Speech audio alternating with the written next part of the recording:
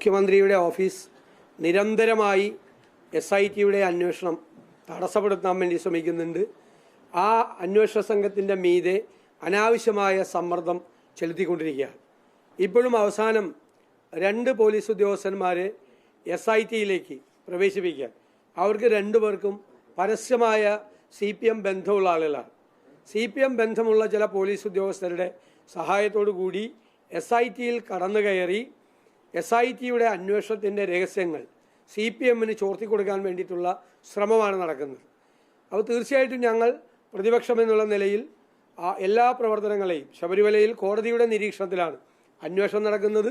ആ അന്വേഷണത്തിൽ ഞങ്ങൾക്ക് വിശ്വാസമുണ്ട്. പക്ഷെ മനഃപൂർവ്വമായി ഗവൺമെൻറ് CPM നേതാക്കളെ രക്ഷിക്കുന്നതിന് വേണ്ടിയിട്ടുള്ള ശ്രമമാണ് നടത്തുന്നത്. അതിന് SIT അന്വേഷിക്കുന്നത് ഉണ്ണികൃഷ്ണൻ പോറ്റിയുടെ കൂടെ ആരൊക്കെ ഫോട്ടോ എടുത്തെന്നല്ലല്ലോ. ശബരിമലയിലെ സ്വർണം കവർച്ച ചെയ്തത് ആരാണ്, അത് എവിടെ കൊണ്ടുപോയിട്ടാണ് വിറ്റത്, ഏത് കോടീശ്വരനാണ് അവിടുത്തെ ദ്വാരപാലക ശില്പം കൊടുത്തത് തുടങ്ങിയ കാര്യങ്ങളാണ് അന്വേഷിക്കുന്നത്. ഉണ്ണികൃഷ്ണൻ പോറ്റിയുടെ കൂടെ ഫോട്ടോ എടുത്തവരല്ലല്ലോ അന്വേഷിക്കുന്നത്. പല ക്രിമിനലുകൾക്കും പല കുഴപ്പക്കാർക്കുമൊക്കെ പലരുടെയും കൂടെ നിന്ന് ഫോട്ടോ എടുത്തതാണ്. ഫോട്ടോ എടുത്തവരെയൊക്കെ പ്രതികളാകാൻ പറ്റുമോ?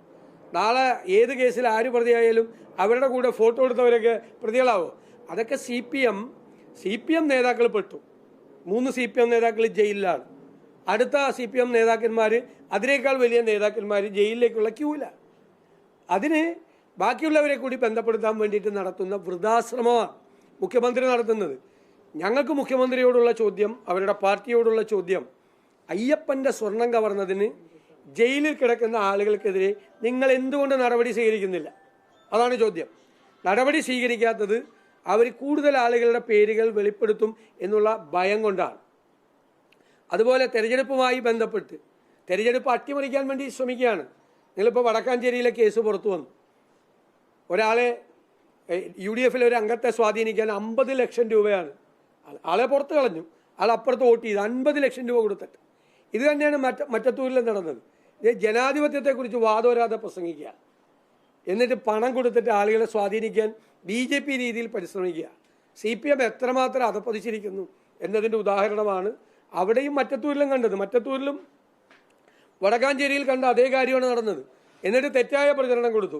8 കോൺഗ്രസ് അംഗങ്ങൾ BJPയിൽ ചേർന്നു. ഒരു കോൺഗ്രസ് അംഗവും BJPയിൽ ചേർന്നില്ല എന്ന് ഞാനാ പറഞ്ഞത്. അപ്പോഴാണ് അറിയുന്നത്. ഒരാളും പോയിട്ടില്ല, ഒരാളും. തൊടുപുഴയിൽ 16 വയസ്സുള്ള മകൻ UDF സ്ഥാനാർത്ഥിക്ക് വേണ്ടി പ്രവർത്തിച്ചു എന്നതിൻ്റെ പേരിൽ അയാളുടെ ഉമ്മയെ ബാങ്കിൽ നിന്ന് പിരിച്ചുവിട്ടു. ഒരു മരിച്ചുപോയൊരു സഖാവിൻ്റെ ഭാര്യയായിരുന്നു. അവർക്കൊരു സാധാരണ ജോലി, അവർ കുടുംബം പുലർത്തുന്ന ആ ജോലി വെച്ചിട്ടാണ് UDF സ്ഥാനാർത്ഥിക്ക് വേണ്ടി 16 വയസ്സുള്ള മകൻ പ്രവർത്തിച്ചു എന്നതിൻ്റെ പേരിൽ അമ്മയെ ബാങ്കിൽ നിന്ന് പിരിച്ചുവിട്ട പാർട്ടിയാണ് CPM. ആലോചിച്ച് നോക്കിയേ ഏത് തരത്തിലേക്കാണ് പോകുന്നത്. എന്നിട്ട് മുഖ്യമന്ത്രി RSSനെ പ്രതിരോധിക്കുന്നത് CPM ആണെന്ന് പറയുകയാണ്. നല്ല തമാശയാണ്. RSSൻ്റെ കൂടി പിന്തുണയോടുകൂടി നിയമസഭയിലേക്ക് 77 ജയിച്ചു വന്ന MLA ആണ് ശ്രീ പിണറായി വിജയൻ.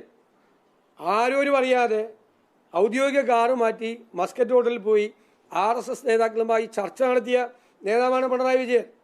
BJP സുരേഷ് ഗോപിയെ തൃശ്ശൂരിൽ ജയിപ്പിക്കാൻ വേണ്ടി അജിത് കുമാറിനെ വിട്ട് പൂരം കലക്കിയ ആളാണ് പിണറായി വിജയൻ. BJPക്ക് ജയിക്കാനുള്ള സൗകര്യം ഉണ്ടാക്കി കൊടുത്തതാണ്.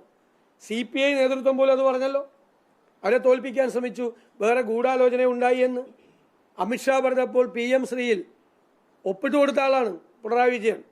BJP പറയുന്നതനുസരിച്ചിട്ടാണ്.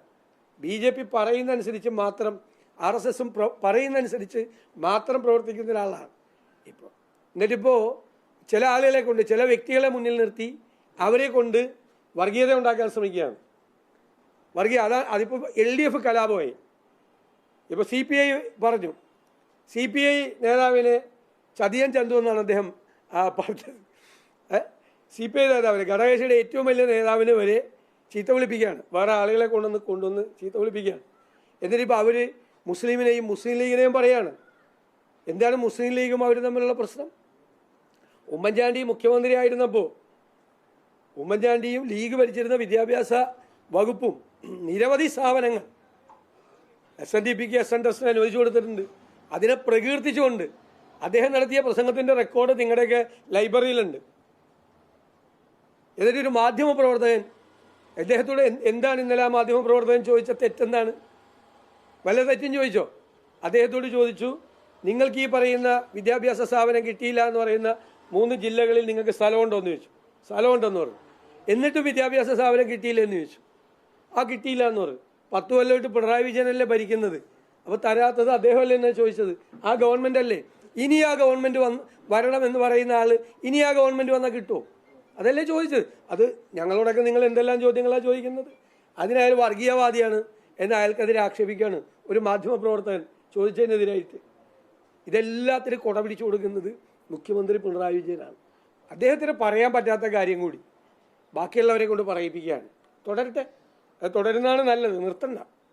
ഞാൻ നേരത്തെ പറഞ്ഞതുപോലെ എല്ലാ ആഴ്ചയും ഇങ്ങനെയുള്ള ആളുകൾ ഒരു പത്രസമ്മേളനം തിരഞ്ഞെടുപ്പ് വരെയെങ്കിലും നടത്തണമെന്നാണ് എൻ്റെ റിക്വസ്റ്റ്. അതങ്ങനെ നടത്തിപ്പോകട്ടെ. എവിടെ എത്തി നിൽക്കുന്നു?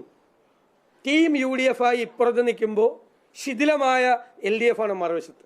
ശിഥിലമായ തെരഞ്ഞെടുപ്പ് തോൽവിയോട് കൂടി LDF ശിഥിലമാവുകയാണ്.